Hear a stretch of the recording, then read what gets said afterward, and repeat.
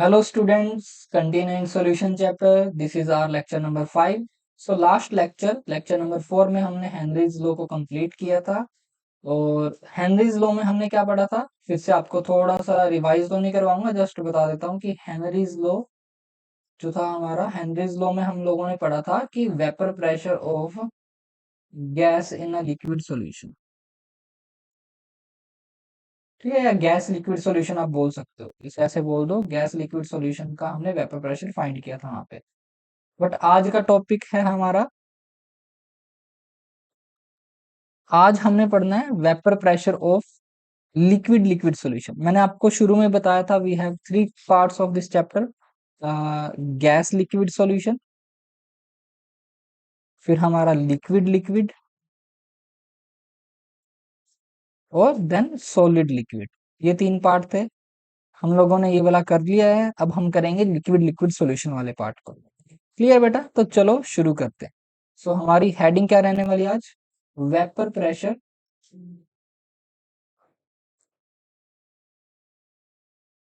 Of liquid liquid solution, liquid liquid solution. So शुरू करते हैं। तो देखो, कोई भी लिक्विड है, जब हम मिक्सचर करते हैं, अभी देखो मिक्स करते हैं उसे, यहाँ पे मैंने लिखा लिक्विड लिक्विड सॉल्यूशन, मींस उस सॉल्यूशन में दो लिक्विड हैं, उसके जो दोनों कंपोनेंट्स हैं वो दोनों क्या होंगे? लिक्विड होंगे। ना तो वो एक उनमें से कोई एक गैस या सॉलिड होगा, चाहे सोल्यूट सॉल्वेंट दोनों ले लो, या आप उसे कंपोनेंट बोल दो, कंपोनेंट ए और कंपोनेंट बी। सो दोनों क्या रहने वाले हैं? लिक्विड रहने वाले हैं। वो ये देखिए, वेपर प्रेशर में आपको सेकंड लेक्चर में समझा ही चुका हूं क्या होता है। फिर भी ये देखो कि आपके पास एक लिक्विड है, मान लो ये लिक्विड है, लिक्विड ए। ओके, अगर आप इसे क्लोज्ड कर दो, कंटेनर को क्लोज कर दो, तो हमें पता है कि रूम टेम्परेचर पे इसके वेपर मॉलिक्यूल्स बनने लग जाएंगे, डेफिनेटली बनेंगे। और फिर एक टाइम पे इक्विलिब्रियम आएगा, किसके बीच में? रेट ऑफ इवेपोरेशन और रेट ऑफ कंडेंसेशन इक्वल हो जाएगा, लिक्विड स्टेट और वेपर स्टेट में इक्विलिब्रियम एस्टेब्लिश्ड हो जाएगा। उस स्टेट पे, उस टाइम पे जो वेपर मॉलिक्यूल्स सरफेस पे टकरा के प्रेशर जनरेट कर रहे हैं, उसे हम क्या कहते हैं? वेपर प्रेशर कहते हैं। क्लियर है बेटा?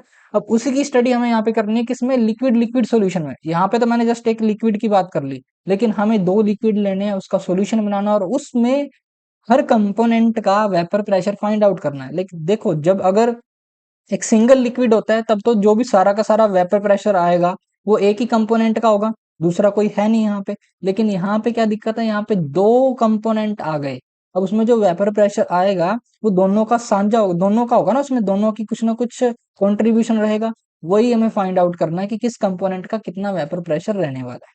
क्लियर है बेटा? तो इस टॉपिक को समझाने के लिए हमें एक लॉ पढ़ना पड़ता है, उसे हम क्या कहते हैं? Raoult law. Raoult law, Raoult भाई साहब एक हमारे साइंटिस्ट थे, उन्होंने लॉ दिया, उन्होंने बताया कि कैसे आप समझ सकते हो राउल्ट्स लॉ।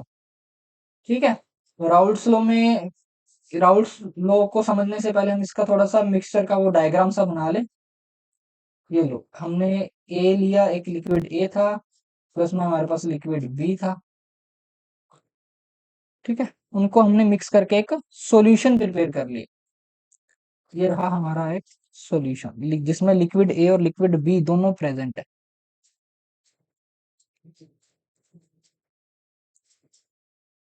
ठीक है, जब लिक्विड ए और लिक्विड बी अपने अलग अलग प्योर स्टेट में प्रेजेंट थे, तब तो उनका वेपर प्रेशर कुछ ना कुछ था। ओके, लेकिन हमें फाइंड आउट कब करना है? जब वो मिक्स हो चुके हैं एक दूसरे में। सो मान लो कि ये बी वाला येलो कलर का है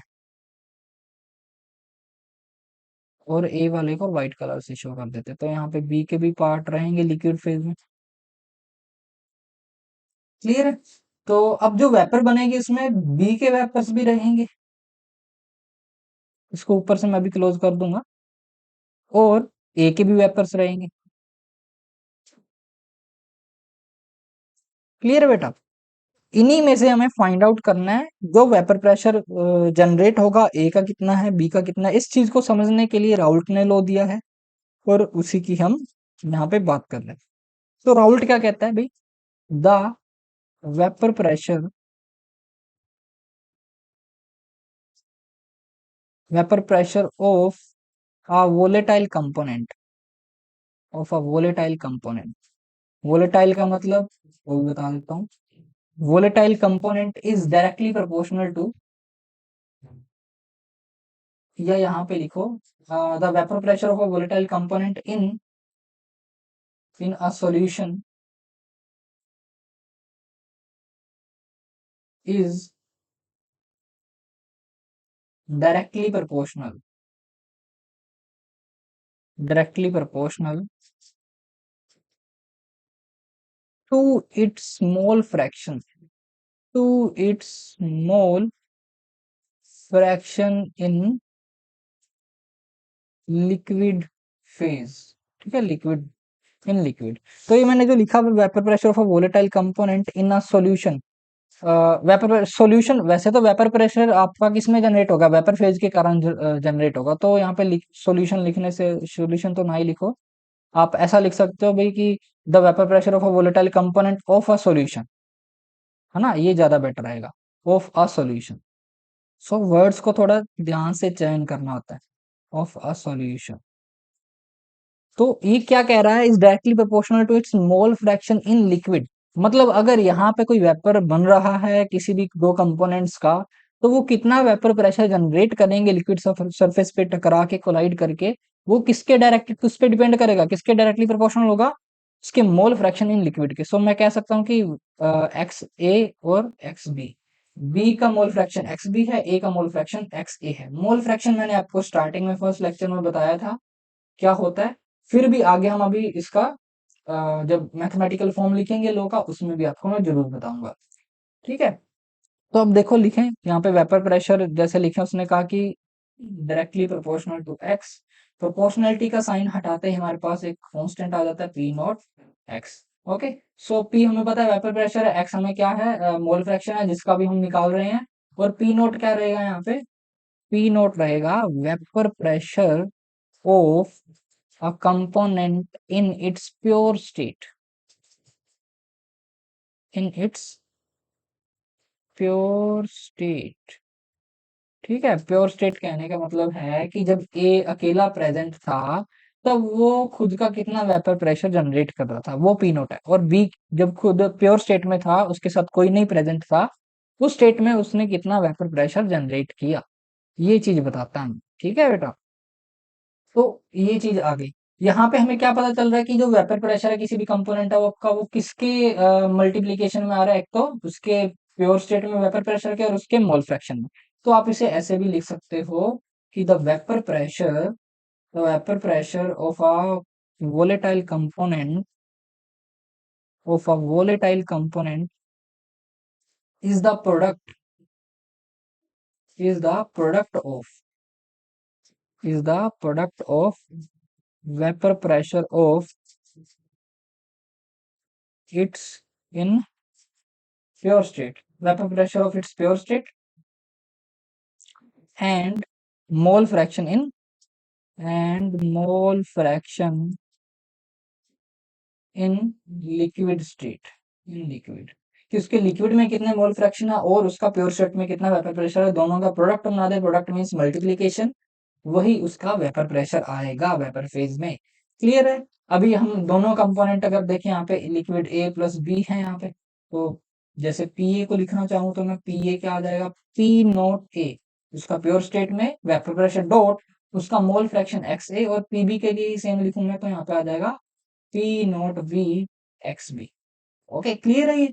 तो ये कहना चाहता है एक्स ए और एक्स बी, अभी मैं फिर आपको बता देता हूँ मोल फ्रैक्शन होते हैं। मोल फ्रैक्शन कैसे लिखे जाते हैं कि जिसका भी मोल फ्रैक्शन निकालना, उसके मोल्स अपॉन में टोटल मोल्स। टोटल मोल्स यहाँ पे कितने, N A plus N A B है, दो ही कंपोनेंट है हमारे पास। सपोज कि स्टार्टिंग में इनके जो मोल्स थे वो एन ए है मोल्स और एन बी मोल्स। क्लियर है, ये क्या हो जाएंगे, मोल ऑफ कंपोनेंट ए, ये ध्यान रखना। और एन बी क्या हो जाएगा, मोल ऑफ कंपोनेंट बी। तो एक्स बी भी हम ऐसे ही लिखेंगे, N B upon N A plus N B. ठीक है, तो ये चीज है यहाँ पे, लो भाई। अब देखो, अब उन्होंने इंडिविजुअल उनका वेपर प्रेशर लिख लिया है, अब टोटल वेपर प्रेशर भी निकाल सकते हैं, तो टोटल वेपर प्रेशर कैसे निकलेगा देखो, दोनों को ऐड करके। Total vapour pressure, total vapour pressure is PT, it should be equal to P A plus PB, है ना, यही रहेगा, क्योंकि दो ही कंपोनेंट हैं, दोनों का ही उसमें कंट्रीब्यूशन रहेगा और कोई तीसरा तो वहां पे है नहीं है, तो दोनों के ही अगर वेपर प्रेशर को ऐड कर दें तो हमारे पास टोटल वेपर प्रेशर आ जाएगा वहां पे। सो पी ए को क्या लिखूं मैं according to Raoult's law, P naught A X A plus P naught B X B. Okay, इसको आप ऊपर वाले को इक्वेशन वन इक्वेशन टू मान सकते हो। अब देखो, एक चीज और ध्यान रखनी है आपको कि sum of mole fraction of all components is always one. अगर मैं X A plus X B लिखूं तो ये हमेशा वन आएगा, किसी भी स्टेट में लेके चले जाओ आप, ठीक है, कैसा भी सॉल्यूशन हो, उनके जितने भी कंपोनेंट्स हैं, यहाँ पे दो हैं, अगर तीन है तो X A plus X B plus X C हो जाएगा, उसका भी सम हमेशा वन रहेगा। आप मैथमेटिकली चेक करके भी देख सकते हो, ये हमेशा वन ही आने वाला है। ओके, तो अगर मैं यहाँ पे एक्स ए को क्या लिख सकता हूँ, X A is equals to one minus X B लिख सकता हूँ, डेफिनेटली लिख सकते हैं, तो यहाँ पे लिखो P naught A one minus X B plus P naught B into X B. Clear है बेटा? सो हम इसे ओपन करते हैं, P naught A minus P naught A X B plus P naught B X B. तो यहाँ पे common लेने वाली चीज क्या है, एक्स बी है, उसे हम कॉमन ले लेंगे, जैसे यहाँ पे बाहर एक्स बी कॉमन ले लिया, और फिर बचा हमारे पास P naught B minus P naught A. Clear है बेटा? अब ये हमारे लो काम, ये हमारी जो इक्वेशन बनी है ये आगे काम आएगी ग्राफ बनाने में, कि इसका ग्राफिकल रिप्रेजेंटेशन कैसे करें। तो राउल्ट लॉ का स्टेटमेंट आपको बिल्कुल क्लियर होना चाहिए कि जब लिक्विड लिक्विड सॉल्यूशन, लिक्विड और लिक्विड को मिला के एक सॉल्यूशन बनाया जाता है, तो उसमें जो वेपर बनती है, उस वेपर के कारण जो वेपर प्रेशर टोटल आ रहा है, उसमें ए का कितना रहेगा, बी का कितना रहेगा, वो किस बात पे डिपेंड करता है कि उनके मोल फ्रैक्शन लिक्विड स्टेट में कितने हैं। आपको मोल्स दिए जाएंगे, या हो सकता है आपको मास दे दिया जाए, फिर आप मास से मोल निकालोगे, मोल से आप मोल फ्रैक्शन निकालोगे। क्लियर है? अगर न्यूमेरिकल ऐसा आता है तो आपको मास दिया जाएगा, मोल्स भी नहीं दिए जाते। पहले आप मास से मोल्स निकालोगे, कंपोनेंट्स के मोल से उनके मोल फ्रैक्शन निकालोगे, वो भी मैंने आपको फॉर्मूला बताया है अभी, वैसे भी स्टार्टिंग में फर्स्ट लेक्चर में भी बताया था। तो ऐसे मोल फ्रैक्शन निकाल के ही हम उनका वेपर प्रेशर निकाल सकते हैं, या आप कह सकते हो पार्शियल वेपर प्रेशर वर्ड बोल सकते हो। यहाँ पे पार्शियल वेपर प्रेशर बोलो तो ज्यादा बेटर है, क्योंकि पार्शियल का मतलब ये है कि जब एक से ज्यादा कंपोनेंट प्रेजेंट होते हैं, उनके कारण जो प्रेशर जनरेट होगा वो टोटल होगा। किसी एक इंडिविजुअल कंपोनेंट का फाइंड करना है हमें, तो हम उसे पार्शियल वेपर प्रेशर बोलते हैं। तो बोलने में पार्शियल भी लिख सकते हो, वेपर प्रेशर भी लिख सकते हो, कोई चक्कर नहीं है वैसे इसमें। तो देखो, अब हमारा आता है ग्राफिकल, हम ग्राफिकल रिप्रेजेंटेशन कैसे करेंगे, ये इसमें आप काफी कुछ समझ जाओगे राउल्ट लॉ के बारे में। ग्राफिकल रिप्रेजेंटेशन,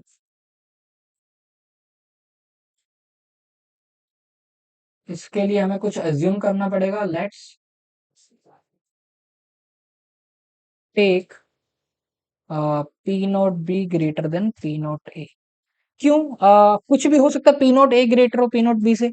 ये क्या बताता है हमें कि जो कंपोनेंट ज्यादा वोलेटाइल होगा ना, उसका वेपर प्रेशर ज्यादा होगा, तो उसकी पी नॉट वैल्यू ज्यादा हो जाएगी। तो हमने मान लिया कि भाई ना बी ज्यादा आपका वोलेटाइल है। ओके, तो चलो इसका प्लॉट समझते हैं हम एक्चुअल में है कैसा। अरे इतनी गंदी लाइन, वेट वेट वेट, काफी स्लिपरी होता है ना बेटा ये, इसलिए ऐसा हो जाता है। वाओ, अरे वाओ, स्वाद आ गया। चलो देखो, मैंने बोला कि पी नॉट बी की वैल्यू ज्यादा है पी नॉट ए से, तो ये जो ग्राफ होता है ये होता है अपने प्रेशर के बीच में और मोल फ्रैक्शन के बीच में। ये होता है मोल फ्रैक्शन के बीच में ग्राफ होता है, और प्रेशर के बीच में, दोनों तरफ ही प्रेशर है भाई। किसका प्रेशर है वो देख लेते हैं। तो मैंने बोला किसी को भी ले सकते हो, पी नॉट ए को इधर ले लो आप, पी नॉट बी को आप इधर ले लो। अभी समझ में आएगा ये पी नॉट ए यहाँ पे क्यों आया, पी नॉट बी यहाँ पे क्यों आया, सब समझ में आ जाएगा। अब देखो, जब हमने लिक्विड ए को प्योर लिया था, तब उसका वेपर प्रेशर कितना था, पी नॉट ए था, मतलब सिर्फ लिक्विड ए ही प्रेजेंट है और कोई कंपोनेंट प्रेजेंट नहीं है। तो उस केस में उसके मोल फ्रैक्शन कितने हो जाएंगे, 1 हो जाएगा ना। अगर बी प्रेजेंट ही नहीं है तो एक्स बी तो 0 हो जाएगा, तो एक्स ए किसके इक्वल हो जाएगा, 1 के, क्योंकि सभी का मोल फ्रैक्शन का सम किसके इक्वल होता है, 1 के इक्वल होता है। सो यहाँ पे एक्स बी 0 है क्योंकि प्योर स्टेट में ए प्रेजेंट है। यहाँ पे अगर मैं बात करूं तो यहाँ पे हमारा बी सिर्फ प्रेजेंट है और कोई प्रेजेंट नहीं है, तो ए आपका 0 हो जाएगा। ओके, अब देखो कि ये जो लाइन, अभी इनको अपने लाइंस को ऐड करना पड़ेगा। ऑलमोस्ट सही चलेगी, ऑलमोस्ट सही नहीं गई। नहीं यार, इसमें ये बड़ा पंगा है। चलो ये भी सही चलेगी ऑलमोस्ट। अब इनको ऊपर में ऐड कर दो,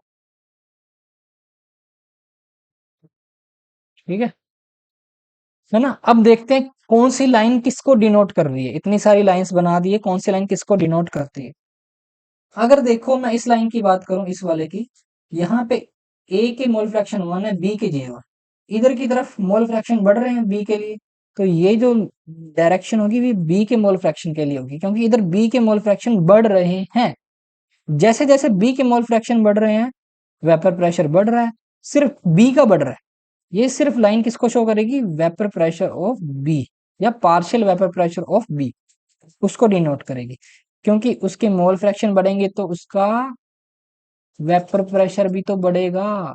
ये देखो, ये एक्स बी वैल्यू अगर बढ़ेगी तो पीबी भी तो बढ़ेगा ना, एक्स बी बढ़ाओगे तो पीबी भी बढ़ेगा, डेफिनेटली, सिंपल सी बात है।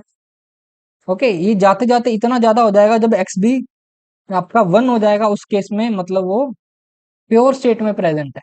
इतना हम कर दें कि ए को निकाल ही दें पर बी ही रह जाए सिर्फ, उस केस में उसका वेपर प्रेशर इसके इक्वल हो जाएगा P naught B, it's vapour pressure in its pure state. Clear है। ऐसे सेम अगर हम यहाँ पे बात करें, इस पॉइंट पे बात करें, यहाँ पे बी 1 है, एक्स बी 1 है, एक्स ए 0, मतलब ए तो प्रेजेंट ही नहीं है, बी आपकी प्योर स्टेट में प्रेजेंट है, तो उसका vapour pressure P naught B लिया था हमने।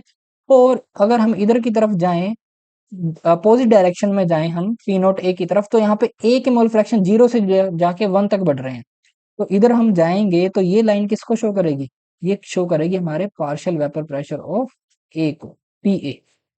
क्लियर है। तो आप ऐसा लिख सकते हो, एक्स ए को इधर डायरेक्शन, एक्स बी को उधर डायरेक्शन। क्लियर है बेटा। तो ये थोड़ा सा ध्यान रखना।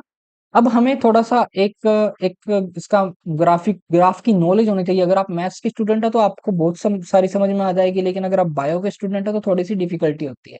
एक पॉइंट और इसमें, जैसे ये ऊपर वाली लाइन है, ये शो करती है आपके टोटल प्रेशर को, PT is equal to P A plus PB.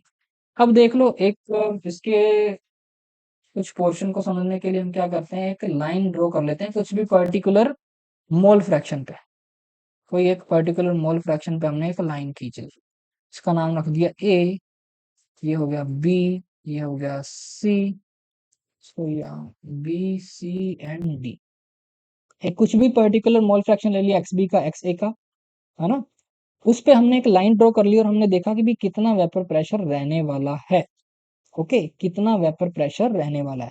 तो देखो कि जो यहाँ पे पूरी की पूरी लाइन है एडी, मैंने आपको बताया था एडी, एडी ये पूरी लाइन है ना, किसी भी मोल फ्रैक्शन पे चेक कर लोगे पी टोटल को बताएगी। ओके, ये जो लाइन है किसी भी ये जो लाइन है, ये किसी भी मोल फ्रैक्शन पे चेक कर लो पीबी को बताएगी। ये जो लाइन है किसी भी मोल फ्रैक्शन पे चेक कर लो, पार्शियल प्रेशर ऑफ ए को बताएगी। क्लियर है। अब एडी किसके इक्वल है, पी टोटल के इक्वल है। थोड़ा सा डाटा के थ्रू देख लें। अब बी डी, ये वाला पार्ट, यहाँ पे मोल फ्रैक्शन पे बी की लाइन है ना ये, तो बी से लेके डी तक किसको बता रही है ये, देखो भाई, वाई एक्सिस पे हमारा पार्शियल प्रेशर और एक्स एक्सिस पे हमारा क्या है, मोल फ्रैक्शन है। प्रेशर वाई पे, एक्स पे mole fraction, so B D किसको शो कर रहा है, पीबी को। Similarly C D is showing, representing P A. Clear है। अब मेरे को ये बताओ, पी टोटल को हम क्या लिखते हैं, पी ए प्लस पीबी लिखते हैं। पी टोटल कौन सी लाइन है, एडी है, क्लियर है। पीबी कौन सी लाइन है, बीडी है। तो बताओ बीडी में क्या जोड़े कि एडी बन जाए, 70 में क्या जोड़े कि 17 बन जाए, 70 में जोड़ोगे आप आ की मात्रा जोड़नी है, 17 बन गया भाई, मिल गया आंसर आपको। चलो देखो, सो बताओ बीडी में क्या जोड़े, इस लाइन में क्या जोड़े कि एडी बन जाए, ए बी ही तो जोड़ना आपको जस्ट। वैसे तो हमें पता था पीए किसको डिनोट कर रहा है, सी को, सीडी को, सीडी जो है वो पीए को डोनेट कर रही है, वो तो है ही है, फिक्स है, ये पीए है ही है, बिल्कुल, नो डाउट। लेकिन हमें एक चीज और पता चली, ये लाइन भी तो पीए को ही रिप्रेजेंट कर रही है, ये लाइन भी पीए को ही रिप्रेजेंट करेगी, ये थोड़ी सी लाइन ना थोड़ी ऊपर चलेगी, अगर सही बना होता तो ये जो गैप आना था ना, ए बी और सी डी इक्वल में आएगा। सो यहाँ पे आप कह सकते हो A B is equals to C D, A B is equals to C D, I think अभी आपको दिख रहा होगा सही, मैंने लिखा था यहाँ पे, पीटी ए बी को शो करता है, पीबी अपने बीडी को शो कर रहा है, तो बीडी में क्या जोड़े कि ए बी बन जाए, तो हम जोड़ेंगे यहाँ पे ए, सॉरी पीटी आपका एडी है भाई, पीटी आपका एडी है, एडी में बीडी में क्या जोड़ना है कि एडी बन जाए, ए बी जोड़ दो।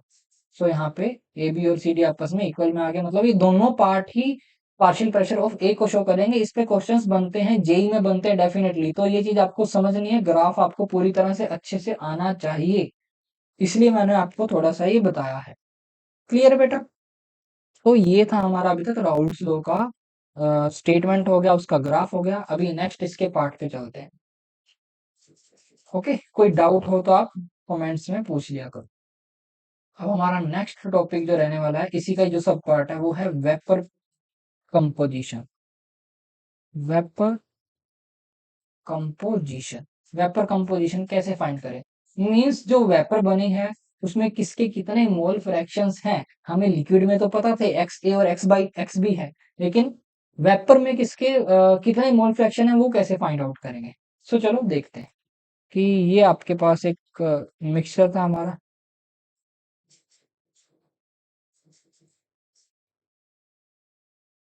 ए प्लस बी का, ठीक है, ए प्लस बी का ये मिक्सचर है, और इसमें कुछ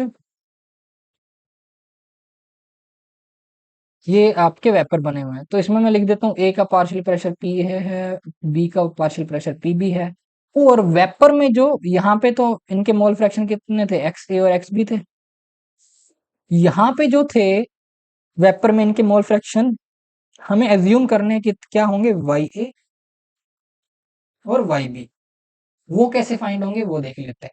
उसके लिए हमें थोड़ा सा देखना पड़ेगा Dalton's law, Dalton's law, okay. So Dalton's law के अकॉर्डिंग जब हम पार्शियल किसी भी कंपोनेंट का पार्शियल प्रेशर निकालते हैं, तो उसका स्टेटमेंट लिखेंगे। अभी पहले तो देख लो कि ये एक वेपर है ना, एक वेपर है, तो वेपर एक, vapour is similar to gaseous mixture, दो का ही है ना, दो कंपोनेंट प्रेजेंट है तो आप इसे गैसियस मिक्सचर कह सकते हो, ओके। तो डाल्टन्स लॉ क्या कहता है कि पार्शियल प्रेशर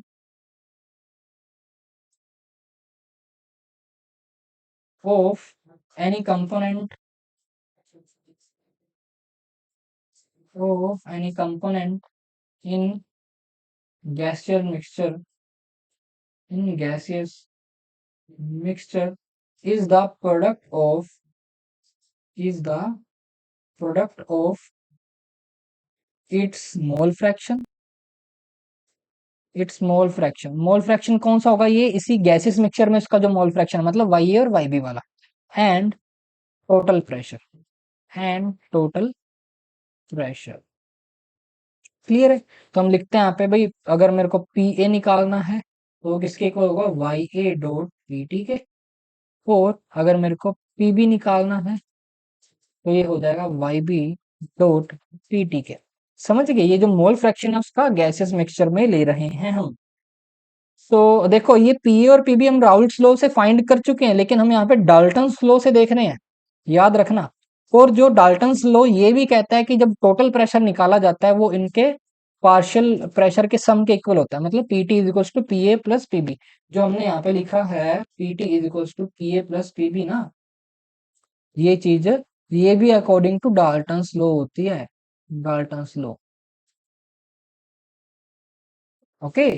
कभी भी किसी का टोटल प्रेशर निकालना होता है तो उसके कंपोनेंट्स के पार्शियल प्रेशर को जोड़ देते हैं, किसी भी कंपोनेंट का प्रेशर, किसी भी मिक्सर का प्रेशर निकालना है तो उसके कंपोनेंट्स के पार्शियल प्रेशर को ऐड कर देते हैं तो हमें टोटल प्रेशर मिल जाता है, यही डाल्टन्स लॉ कहता है।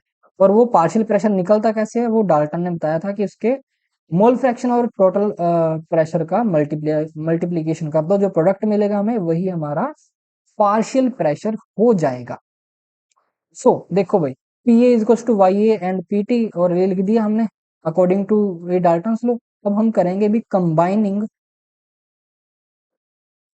राउल्ट लो, या आप ऐसे इसको लिखूंगा, तो आप क्या बता सकते हो,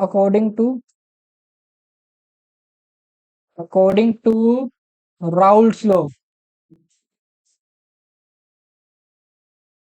P A is equals to P naught A X A होता है, हमें पता है ना, और P B is equals to P naught B X B, अभी हमने ऊपर लिखा था। तो क्या हम यहाँ पे पुट कर सकते हैं ना वैल्यू, पी ए की जगह क्या लिखें, पी ए की जगह हम यहाँ पे लिखेंगे P naught A X A is equals to Y A dot P T, और पी बी की जगह क्या लिखेंगे हम, P naught B X B is equals to Y B dot P T. Okay, clear है ये।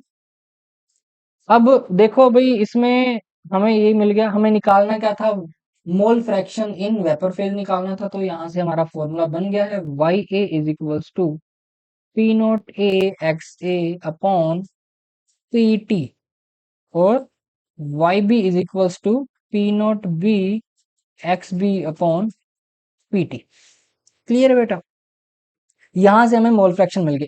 हो सकता है आपको partial pressure of A direct दे दिया हो, तो आप इसे सीधा लिख सकते हो यहाँ पे कि Y A is equals to P A upon P T, है ना, यहाँ पे Y A is equals to P A upon P T से भी फाइंड कर सकते हो।